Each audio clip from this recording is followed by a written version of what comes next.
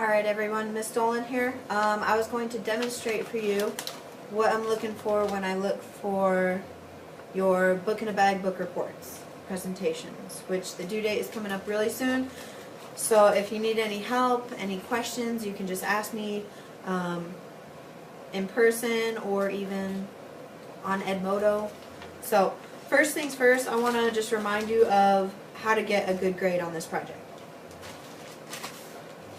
To get a good grade on this project, it's really important that you look at the rubric. Again, if you want the best grade, you need to be looking in, this column, okay? These are the categories you're graded on, and this is what you're aiming for to get the best grade. There's more information up at the top also to help you out as you're going. Remember, before I can even give you a bag, you have to finish reading your book. Once you finish reading your book, you have to get your parent to sign it, you have to sign it, and then you can ask me to sign it. Once you have all three signatures, then I'll give you your bag to work on for the presentation. Again, it's coming up really soon, so if you haven't finished reading your book yet, I suggest that you really get onto that. Now I'm going to model for you how the book report presentation is going to look like in class when we present them on the upcoming due date.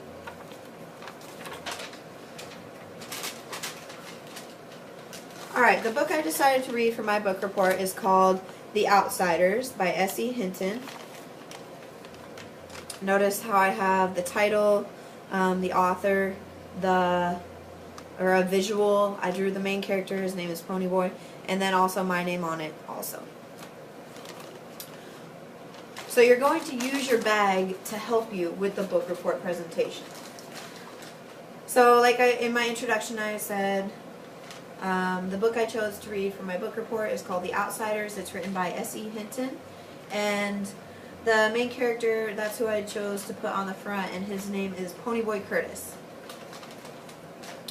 Then I might, as I'm going along with my book report, I might read my summary next, just to kind of give the class an idea of what exactly is my book about, and then I'll go into the detail about the different types of conflict in my objects. So I'll just read directly my summary on the back. It says, this book is about a boy named Ponyboy and his friends and family. The plot revolves around two groups of people, the Greasers and the Socs. This story tells about Ponyboy's journey of his view of life. And on the back, part of being graded on it is that it's colorful. And so I wrote the summary, but I also wrote a quote from the story that really stands out. And it was the quote, "Nothing gold can stay." So I decided to add that on my bag to just add a little more to it and make it a little bit more creative. Now, as I'm presenting, I might talk about my different conflicts to the class. I'm going to talk about the main conflict first, that the whole story really revolves around. It's an external conflict, and it's Socs versus the Greasers. Notice how I use the word versus, which is part of what you're graded on. You have to use the word versus on your external and your internal conflict.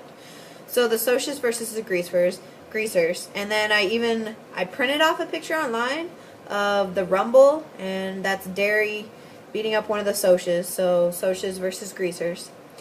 And that's okay if you want to print a picture online. I decided that's alright because I'm not the best at art, and so why should I expect you all to be the best at art as well? So it's okay if you want to print some pictures using the computer if you're not a very good artist. Alright, now I've told you the conflict, Socs versus Greasers. Now I'm going to explain the conflict a little more in detail to give the class a better idea of why the story goes the way it goes. So the Socs, they're this group of guys, and they're kind of snotty. They're the rich kids in town, and they got everything. They really have it made. And then you have the other group in town, and they're the Greasers. They're kind of the bad boys, the ones who don't have as much money, and kind of the misfits in the town. And they don't get along. They both have their own territory. They both think they're better than the other group. And so that's kind of what the conflict of the whole story revolves around. The internal conflict, I decided there were a few internal conflicts. But one that I thought really helped the plot move forward was Ponyboy versus the decision to do the right thing. So again, remember, an internal conflict is a conflict in someone's mind. So it's usually a decision that the character faces. I guarantee your character has to face some sort of decision. And I decided to do Ponyboy versus the decision to do the right thing. And in that case, the picture, I printed another picture online. It's of Ponyboy and Johnny going into the fire to save the kids. And then again, I would explain the conflict a little bit more. So then I might say, alright, so Ponyboy versus the decision to do the right thing. That's the internal conflict I chose to talk about. And it's basically, there's this part in the story where Ponyboy, Dally, and Johnny are riding back to the church where they were hiding out. And they notice it's on fire. And they get there and there's like a lot of kids in there and they're burning and people are screaming and crying. And Ponyboy is debating. You can see it in his mind. He's thinking, should I go in and help the kids? Or should I not help the kids? And Pony, inevitably, he decides to do the right thing. He decides to make the decision to do the right thing and to go in and help the kids and rescue them and save them.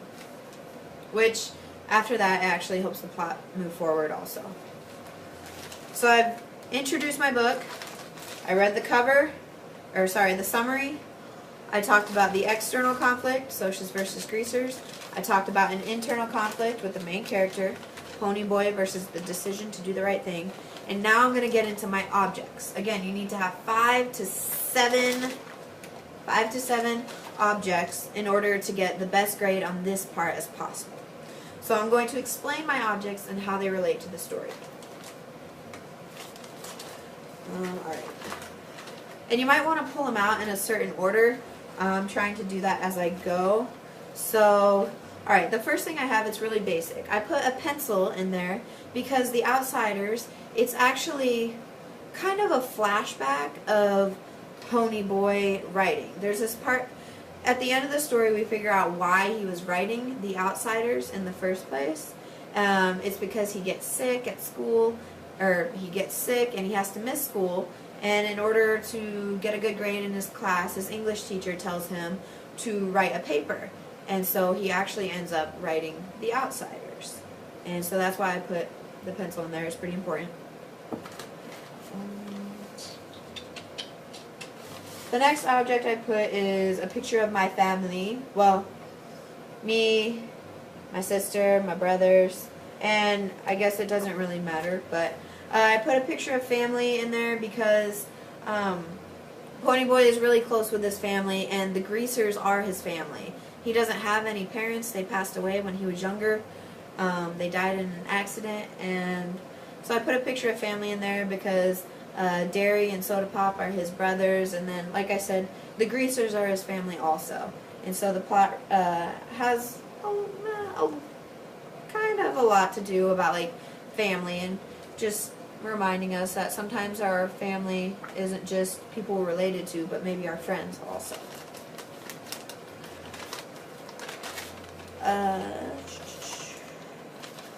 Another object, I'm trying to go in order in the story, kind of. Another object I chose was like a little miniature Bible, and I put that in there just to kind of symbolize when they run away and the characters, they do something really bad and they run away and they decide to chill out at a church, at an abandoned church. So that's why I put a Bible in there, to kind of represent a church. So that object has to do with the setting, sort of.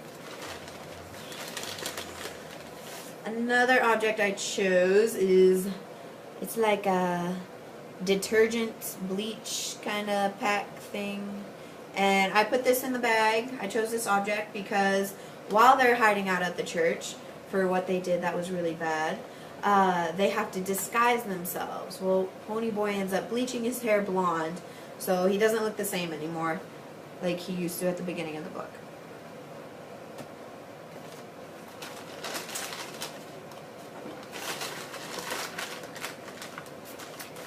I put a box of Band-Aids in my bag because, well, there's this big fight in the book and everybody gets a little hurt, so the Band-Aids symbolize like what's it called? The Band-Aids symbolize the fight, you could say, that happens toward the end of the book.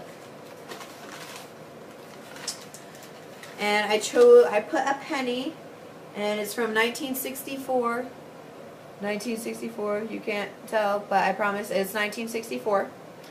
And the reason I put a penny in there is not because it's a penny, but I put a penny in there that's 1964 because the book, the setting of the book, is in the 1960s. So again, my objects can have to do with characters, things that happen in the book, or even the setting as well, like the 1960s. So that's why I put a penny in there. And then last, kind of like on my bag when I wrote "Nothing Gold Can Stay." That's a big theme in the book, and so I chose, I don't have gold, I'm not like some rich teacher, so I just chose a gold object. It's actually my high school graduation tassel, 2006, from my hat thingy, whatever you call it. Well, I chose this because a big theme in the book is that nothing gold can stay. And that basically just means, like, when you're younger, you still kind of have your innocence. You're still aware of, like, all the good things going on, and it hasn't been corrupted yet. But then as you get older, depending on maybe where you grow up, like Pony Boy, or how you grow up, like Pony Boy, or with who you grow up, like Pony Boy, it can really affect how you view the world. And so by the end of the book, Pony Boy, he sees the world differently. He doesn't just see it as socias and greasers anymore. And so that's a really big part in the book, is the fact that nothing gold can stay. So that's my presentation. I hope you get a better idea of what I'm looking for. And remember, it's going to be worth a lot of points. 100 points, I believe, if I look at the rubric correctly. Remember, it cannot be late. There is a consequence if it's late, and you don't like that consequence. I'm sorry, but that's just how the cookie crumbles. Again, if you have any questions, post them on Edmodo. The rubric's on Edmodo. You can look at this video if you want to. You can ask me before or after school if you can catch me. I'm pretty busy. You also have my number. You can send me, well, I prefer not a text. You can call me. But if you want to send a text and ask me a question about the book report, that's fine too. Other than that, I thank you guys who have been using Edmodo lately. This weekend I got on, and there were a lot of people that logged on to Edmodo, and almost half my students got on Edmodo at least sometime this weekend, and that was really nice to see. It is just a good way for us to connect. And I hope this video helps you out, and good luck on your book reports the rest of the way.